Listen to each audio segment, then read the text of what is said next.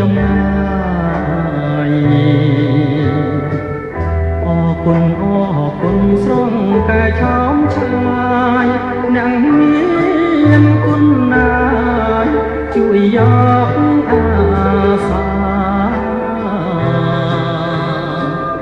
មិនបាញ់អរគុណខ្ញុំច្រើនពេកទេ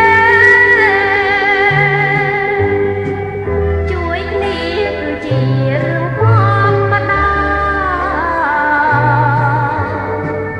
គុណនេះមិនទាន់ត្រឹមស្មើឡើយណា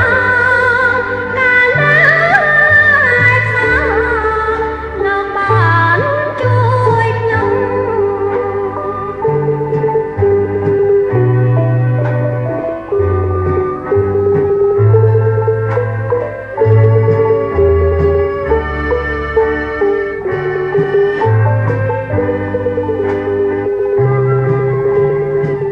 ខ្ញុំឆ្ងល់គេម្នាក់ដែលជួយខ្ញុំនោះរូបរាងជាប្រុសរឹកពីសាំងសមតែមុខមាត់ដូចជាស្រងមិត្តមុំប្រហែលរៀងហើយតើមែនទេ